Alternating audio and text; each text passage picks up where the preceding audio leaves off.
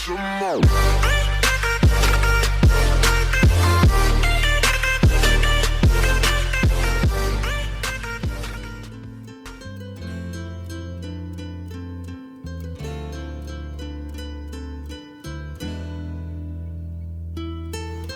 anak-anak, semangat pagi!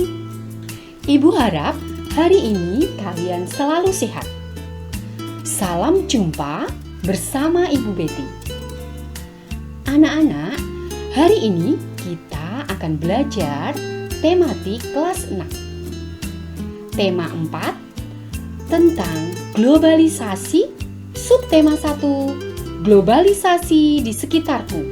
Pembelajaran 2. Tujuan pembelajaran hari ini adalah yang pertama, mengidentifikasi tujuan, ciri-ciri reklame, dan contoh reklame yang diberikan dengan cermat. Yang kedua, mengamati dan menjelaskan jenis-jenis reklame. Dan yang ketiga, mengidentifikasi contoh keberagaman ekonomi. Dan yang keempat, menjelaskan sikap yang perlu dikembangkan dalam keberagaman ekonomi. Tahukah kamu bahwa batik Indonesia sudah mendunia? Ini membuktikan bahwa produk Indonesia mampu bersaing di era globalisasi. Bagaimana batik bisa mendunia? Ayo, kita pelajari bersama bagaimana batik bisa mendunia. Hani, anak seorang pengrajin batik.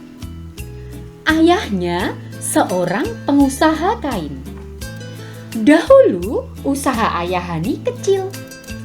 Ayah Hani terus berusaha mengembangkan usahanya sehingga kain batiknya bisa terjual sampai luar negeri. Ayah Hani menggunakan reklame untuk mempromosikan produk batiknya.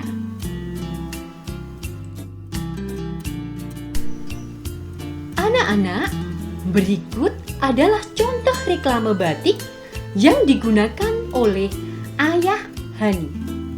Nah, coba lihat. Menarik bukan? Dengan reklame ini, Ayah Hani dapat memasarkan produk batiknya ke luar negeri. Anak-anak, ada yang tahu apa itu reklame? Ya, benar. Reklame adalah suatu media yang terdiri dari tulisan dan gambar untuk menyampaikan informasi. Anak-anak, apa tujuan reklame? Reklame bertujuan untuk yang pertama, untuk menyampaikan informasi. Yang kedua, menarik perhatian masyarakat. Yang ketiga, mengenalkan suatu produk kepada khalayak umum. Dan yang keempat, mempengaruhi masyarakat untuk membeli suatu produk. Yang kelima, membangun kesan baik masyarakat terhadap suatu produk.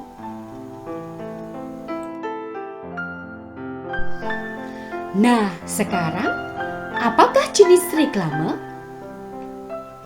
Jenis-jenis reklame adalah sebagai berikut.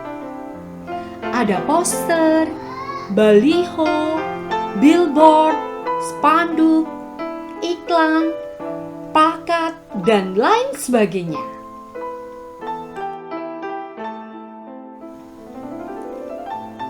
Apakah itu poster? Poster adalah reklame berupa gambar dan tulisan pada selebaran kertas dan ditempel di tempat umum. Berikut adalah contoh poster.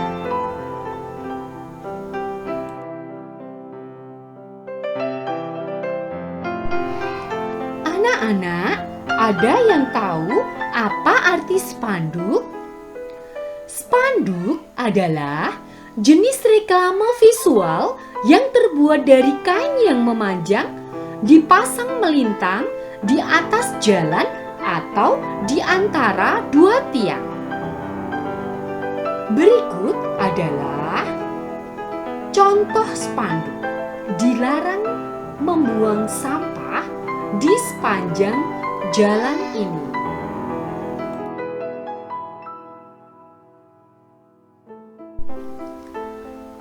Apa itu baliho?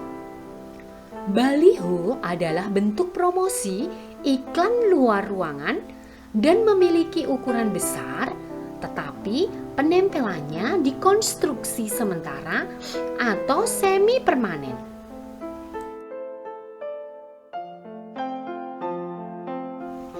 Anak-anak, ada yang tahu apa itu billboard?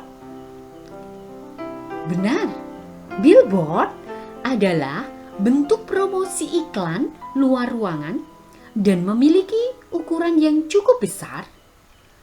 Pemasangannya berdiri sendiri dan menempel di bangunan di konstruksi yang tetap. Ini adalah contoh billboard.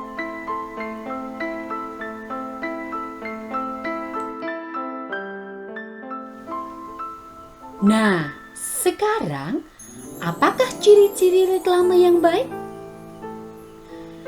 Ciri-ciri reklame yang baik adalah yang pertama, informasinya jelas dan mudah dimengerti. Yang kedua, memuat informasi yang benar.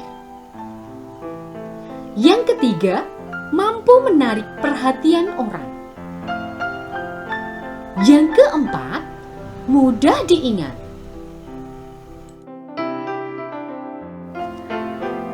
Reklame ada yang bersifat komersial dan non-komersial. Komersial digunakan oleh pedagang untuk menawarkan barang atau produknya. Sedangkan non-komersial digunakan untuk mengajak masyarakat untuk melakukan suatu hal, misalkan hidup bersih, hemat energi, dan lain-lain.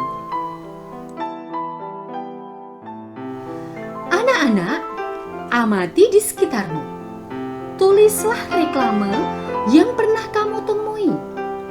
Berilah pendapatmu, apakah reklame tersebut sudah dikatakan baik?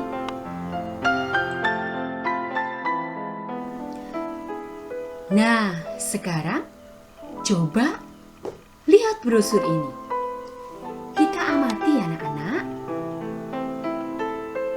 Menurut pendapat anak-anak, bagaimana brosur ini? Apakah brosur ini sudah menarik? Menurut pendapat saya, brosur makanan ini sudah baik. Sudah ada gambar-gambar yang menarik. Tulisannya jelas, mudah dimengerti. Ada kontak nomor HP yang bisa dihubungi.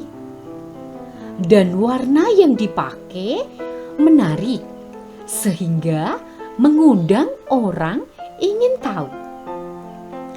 Bahkan di brosur itu ada slogan dan kata-kata yang menarik dan membuat penasaran. Misalnya, rasa bintang 5, harga kaki 5. Anak-anak, sekarang Ibu ada sebuah bacaan dengan judul Sahabat Tak Terpisahkan. Hani dan Dwi telah berteman lama sekali. Sejak belum bersekolah, mereka sering menghabiskan waktu di sore hari untuk bermain bersama. Semua tahu bahwa Hani dan Dwi tak terpisahkan. Persahabatan mereka tetap terjalin erat. Sampai kini mereka telah duduk di kelas 6 di sekolah yang sama. Dulu banyak teman yang meragukan bahwa persahabatan Hani dan Dwi akan bertahan lama. Karena latar belakang keluarga mereka yang jauh berbeda. Hani adalah anak seorang pengrajin batik yang sukses. Walaupun mulai dengan membatik sendiri, kemudian memiliki beberapa pegawai, sekarang usaha orang tua Hani sudah berkembang sangat pesat. Mereka sudah memiliki beberapa cabang toko batik di kota untuk memasarkan batik karya mereka. Pegawainya juga semakin banyak. Sementara Dwi adalah anak seorang penjual kue yang sederhana. Ketika kecil dulu, tiap sore Dwi ikut ibunya menjajakan kue kepada para pekerja di pendopo batik milik orang tua Hani. Di sanalah Hani berkenalan dengan Dwi. Waktu kecil dulu, mereka sangat menikmati saat-saat itu. Namanya anak-anak. Perbedaan latar belakang pun tak dirisaukan. Permainan mereka tetap saja asik. Petak umpet, petak jongkok, rumah-rumahan, atau masak-masakan.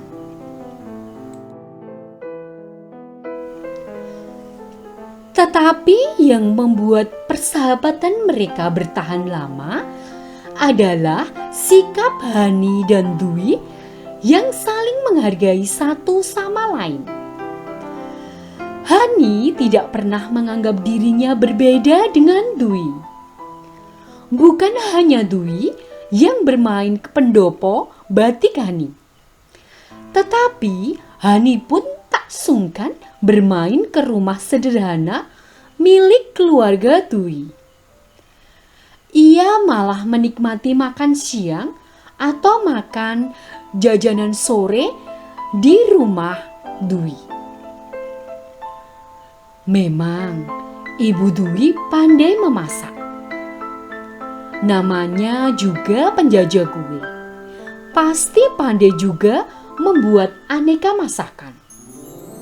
Hani justru senang dengan kedekatan dan kesederhanaan suasana di keluarga Dwi. Acara makan bersama yang selalu ramai, penuh cerita, karena semua hadir dengan kisah masing-masing. Sebaliknya, ketika Dwi bermain ke rumah Hani, tidak dirasanya minder sedikit pun. Ayah dan ibu Hani tidak pernah juga memperlakukan Dwi super istimewa karena Dwi anak penjajah kue. Santai saja Dwi membaca-baca koleksi buku cerita Hani di kamarnya ketika Hani sedang melakukan hal-hal lain. Kadang-kadang Dwi pun ikut membantu ketika harus melipat.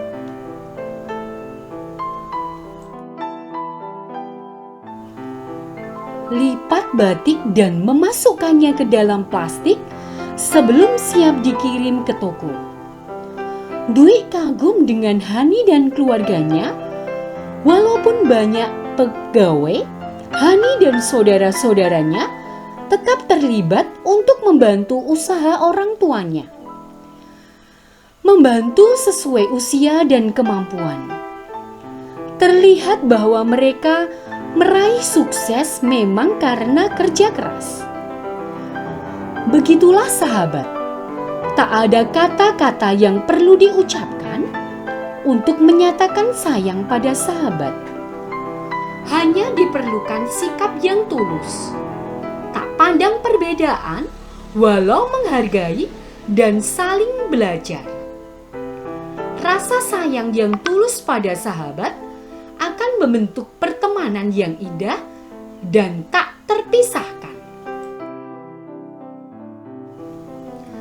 Anak-anak, setelah membaca teks di atas, apa perbedaan yang terlihat antara Hani dan Dwi? Ya, benar. Perbedaan tentang latar belakang keluarga. Anak-anak, bagaimana Hani bersikap terhadap Dwi? Hani menghargai Dwi meski perbedaan latar belakang. Tidak sombong, tidak sungkan bermain ke rumah Dwi, malah menyukai kedekatan dan kesederhanaan.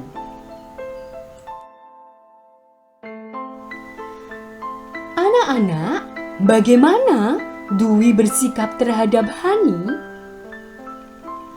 Mereka saling menghargai, tidak minder.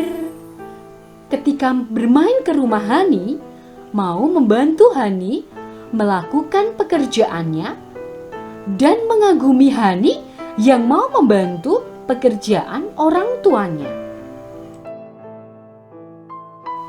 Anak-anak, apa yang kita contoh dari Hani? Kita dapat belajar selalu menghargai teman, tidak sombong kepada teman, dan tidak membenci kesederhanaan teman. Apa yang bisa kita contoh dari Dwi? Selalu menghargai teman dan tidak mudah minder.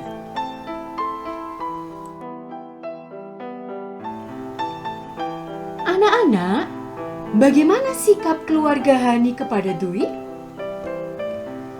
Walaupun Dwi anak penjajah kue, keluarga Hani tidak pernah memperlakukan Dwi super istimewa. Anak-anak, pelajaran apa yang kita dapat dari Dwi dan Hani? Dwi dan Hani. Dwi tidak malu dengan kondisi keluarganya. Dan Hani tidak sombong. Mereka menghargai keberagaman yang ada.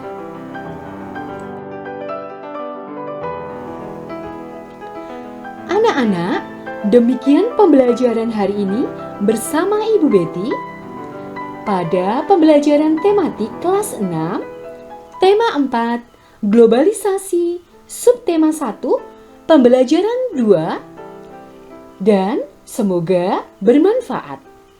Tetap semangat, Tuhan memberkati. Sampai jumpa di lain kesempatan.